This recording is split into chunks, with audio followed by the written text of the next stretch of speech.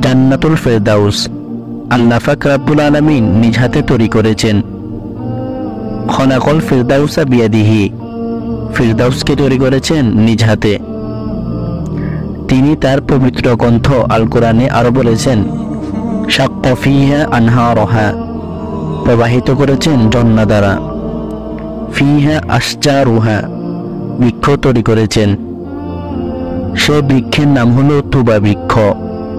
এটা জান্নাতুল ফেরদাউসের বৃক্ষ। আর জান্নাতুল ফেরদাউস আল্লাহ তাআলা তৈরি করেছেন সুন্দর অট্টালিকা। জান্নাতের ঘর হবে সোনা চাঁদির, কিন্তু জান্নাতুল ফেরদাউসের বৈশিষ্ট্য হলো আলাদা, যা পুরা জান্নাতেই নেই। লাবিনাতুম মিন লুলুয়াতিন বায়দা, যার একটি ইট হবে সাদা মতির। লাবিনাতুম মিন ইয়াকুতিন হামরা, যার একটি ইট হবে লাল ইয়াকুত। লাবিনাতুম মিন জামরাদাতিন খজরা, যার একটি ইট হবে সবুজ জমরুদ। হে মুসলমান, তোমরা কোথায় পালাচ্ছ?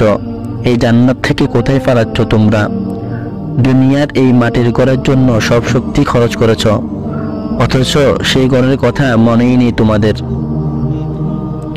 সাহাবায়ে কেরামগণ বড় বড় অট্টালিকার দিকে কোনো নজরে দেন নাই।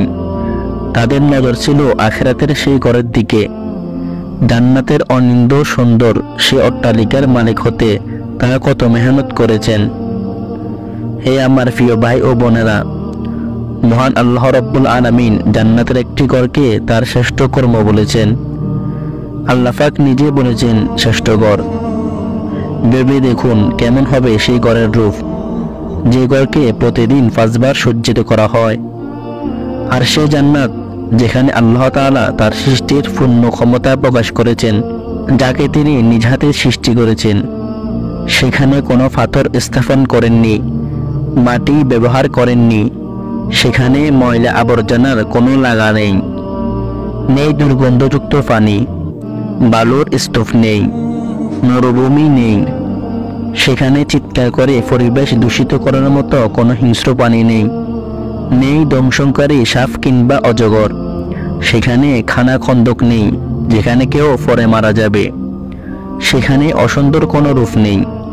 তাকে আল্লাহ তাআলা যেদিন সৃষ্টি করেছেন, সেদিন থেকে নিয়ে আজ পর্যন্ত প্রতিদিন 5 বার করে সাজাচ্ছেন তাকে। আল্লাহ রাব্বুল আলামিন যেমন সুন্দর এই বাড়ি তৈরি করেছেন, তেমন সুন্দর করে পূর্ণ সুসময় আল্লাহ পাক রব্বুল আলামিন সজ্জিত করেছেন সে বাড়ি।